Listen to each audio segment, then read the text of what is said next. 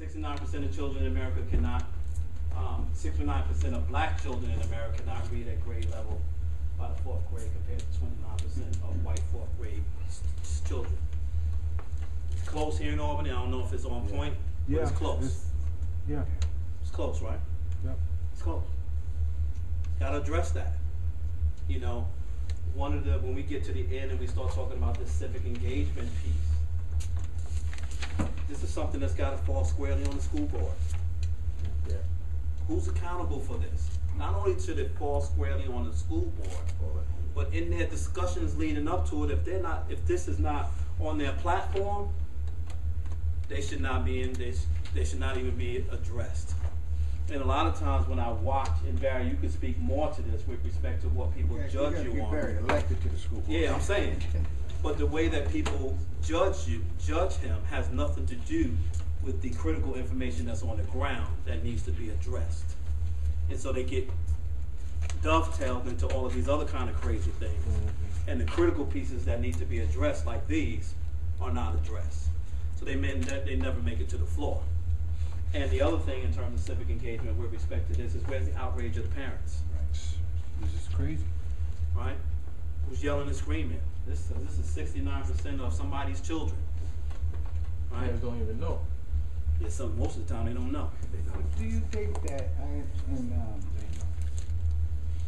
do you think in this, when we were talking about Albany, have we become too dependent on systems to take care of us? Therefore, we don't think about self-sufficiency and don't think about, well, okay, not reading by 4th grade. Well, that's the school's responsibility. They should have done better. When in fact, it should have been more of a parent responsibility and community responsibility. I think we've become so dependent on the system to take care of us. And that's done systematically here in Albany anyway, that we have forgotten that it is our responsibility to take care, to raise that 0 to 3-year-old reading level. The issue is to stay in the lane of imagery. The issue is, what is it about the imagery that makes that okay? Right. So what I don't want Justin to, when my brother John talks about, you were saying, yes, there is a family system, there is a community system. There is so systems, yes, they're interdependency. We can't deal without them. And so, no, there's no dependency, because we just need to understand how the system should function. There's a system of imagery. If the imagery of black males have always been seen in Arbor Hill on the corner, in the store, you could walk past a street and see 5 black men outside during the day doing nothing, and maybe they're on a graveyard shift. I don't know. But I'm just saying, that image is not, that has been systematic. When you walk, people are picking, that's saying something. It says something to me, like, why your ass ain't working? Right. Why you sitting on the stoop at 11 o'clock on Monday morning? Yeah, I don't understand that. Or when I come here and go to work and I see kids coming to school at 9, I'm supposed to be at 9, and I know they're supposed to be at school at 7:50. That's an image problem. That's a systems problem with all those things. So there's an interdependency with the community, the family, and the roles of our parents or guardians, adults who are managing that. And we have to, I think once we understand the system, and then the imagery will reinforce that. I mean, so they're connected. And then on the back end of that, the imagery is an indicator of the problem, which is the back end of it. Yeah. So if you're seeing that somewhere there's a problem, because that's what the imagery is showing us. So if all of the billboards in Arbor Hill are alcohol billboards, then that's an indication of a problem, right? And so, you know, that's where, you know, when we look at these kind of statistics, we have to begin to start working at what's fueling the statistics, but then also be conscious that imagery sometimes becomes people's reality. Right, and that's what I was going to say. that 69% is more them than us, you know, so that becomes, oh, it's okay that your boy don't read. It's okay. Right. Because 69%. right, 69% of them don't read anyway. I mean, what's, you know, and that becomes the norm. The norm. People are okay with it. People are okay with it. Talked about this one earlier. 73% of black children born out of wedlock. Another imagery issue. On any given day on Arbor Hill, Clinton Avenue, I see it in the morning, it drives me crazy. Young girls pushing babies. Right, but And struggling with another baby. Right. But there's a challenge with wedlock. I'm telling you, Oh, I have I know, a challenge I know. with wedlock, and I think we know what the statistics are with marriages and the failures among marriage here in America, right? And so I think we don't want to stigmatize women having children, period, or pathologize the fact that you don't have to be married to be a successful child or to have a successful adult in your life. That's problematic for me because marriage is the ideal. However, here in America, the statistics are very low. Yeah. And here in America, but that's marriage what is I- more of a contract than it is anything else. But you see, The way they set it up. Well, when we say Yeah, wedlock, that is Yeah, that's very. right. But Yeah. see, this is important to have this conversation because it's the stretch of the conversation. right. And so, the reality is this: children in married households do better, unequivocally. There's no the statistical data says that when children are in a committed, responsible, healthy, nurturing married household, they do better across the board. So that's the goal. That's out here. If that's the goal that you achieve to a bit. But marriage is an indicator on most levels of commitment. And so Right. you don't get married until you become committed to the person that you're with. And more times often than not, statistical data also says that 85% of couples at the birth of their baby are romantically involved. 6 months after that, that drops to 23%. So what it says is the reality of having a child comes into play with these two people. And the reality of the commitment to each other to raise that child diminishes because there's no commitment involved to the relationship. The kid just showed up, but it's the commitment in the relationship that defines whether or not that child has the best case scenario to survive. It's not across the board, but the data still says that when the commitment is made and is on paper, they're more likely to do better. And so, to Barry's point, the conversation for our children has to be the process. And I always say to people, just because I live in Beverly Hills don't make me rich, right? I could be sweeping floors and still live in Beverly Hills. Just because you're married won't make you successful. But if I understand the process, I can get to Beverly Hills and be rich. Same thing. I can get to marriage and create healthy environments for my children. It may not be my ultimate goal, but at least I understand the process. And so this leads me to the process conversation, which is why is this stuff happening? Why are our kids having children without having commitments? What are they seeking? What are they trying to accomplish Right, at 16 years old by having a child? My head won't wrap around that's okay. And so, and often when I speak to teen pregnancy groups and girls, I make this clear to them that I support programs who support your need to take care of your children, but there's not one bone in my body that condones or is happy about you being a single parent. Not one.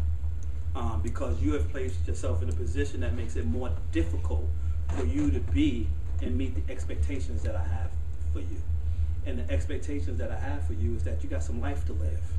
You know, you should be doing some things, right, as a youth. You know, you should experience going to high school and not having to worry about going home and take care of your child. Not worrying about your baby daddy.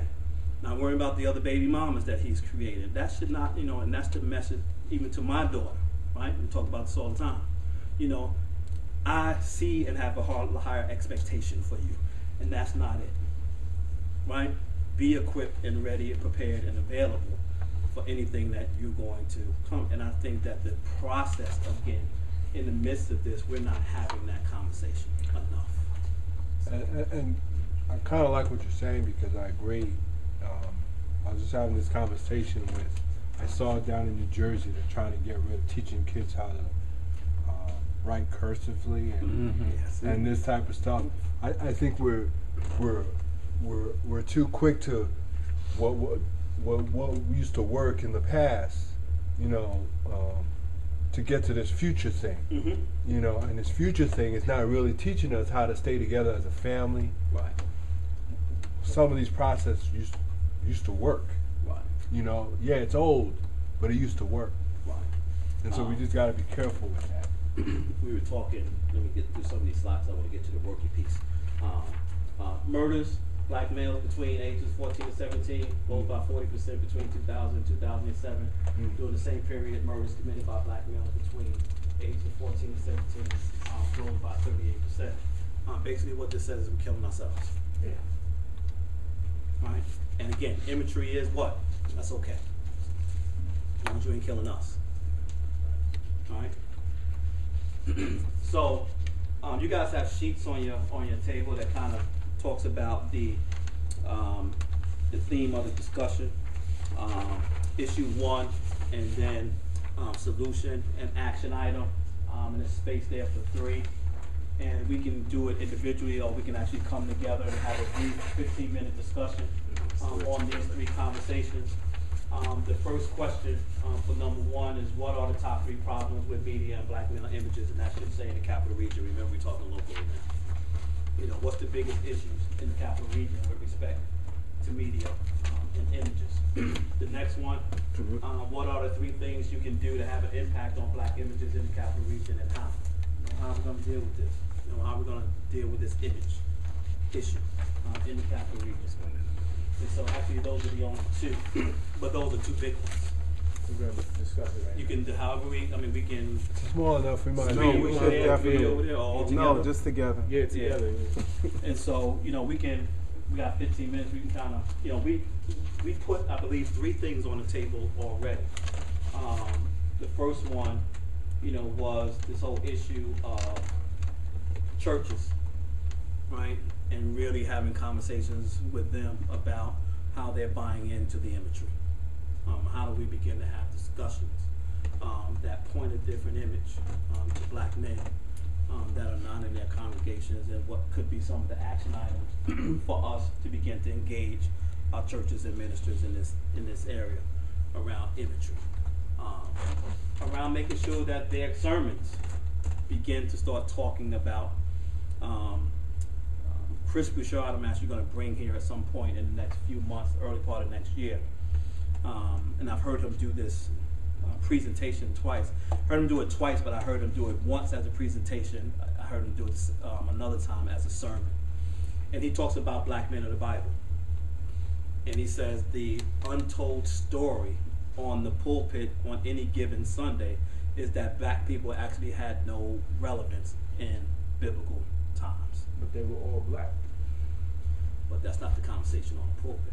Doesn't necessarily have to be the conversation on the pulpit, but again, we're talking about imagery. People, you know, when the imagery is challenging you, you try to meet the imagery.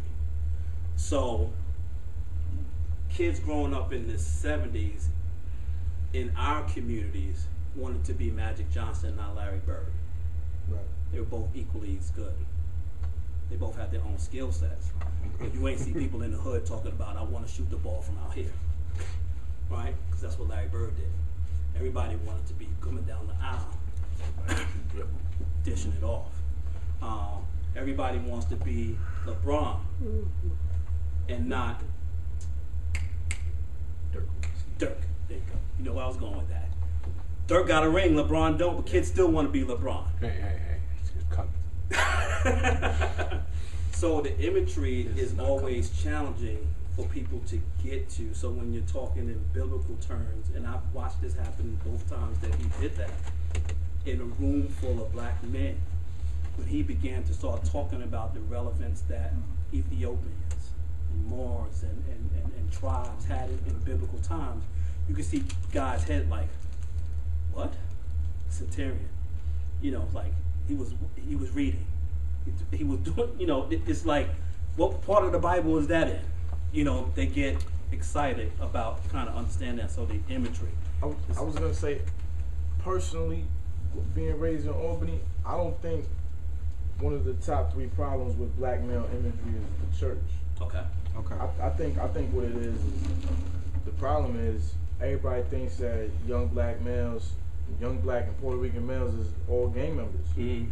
And I knew growing up, it was the whole uptown downtown thing. I don't know if that's still going Yes. on, because I know a lot of them got locked up. Mm-hmm. A lot of my friends got locked up, but that's what I think it is. Because I remember when we used to be up in the mall, and I mean they changed all the rules now, but we'd be like 20 deep. You have other crews, they be 15, 20 deep, and we be scoping them out. And you know, you go to Sneaky Pete's teen night, we be banging out outside of the club. I mean, that's really what it is. I think, and anytime you see local news, or you see black and Latino kids, it's like this. Right. Oh, we just locked up 40 blood members. We just got a Latin King unit, and that's what they talk about is gangs and just demoralizing black males in general, and that's nationwide really. But when you talk about locally, it's a huge problem here as well. Yeah, I think. you know, and some of it, you know, you can, you know, I think that it's crazy because when I've often heard Cook Barrett speak about the gang activity in Albany, Cook, yeah. the biggest response I've noticed that he gets is that people don't believe that he's telling the truth. That is what you're describing is not happening in Albany. There's no intricate systems of gang activity, you know, in Albany. You know, there's no gang leaders who's like, you know, running drug trade, you know, from New York to Miami or from it. They just don't believe it. Right. And so I also think that the media also doesn't believe it. They're okay with the imagery of locking black and Latino boys up, Right.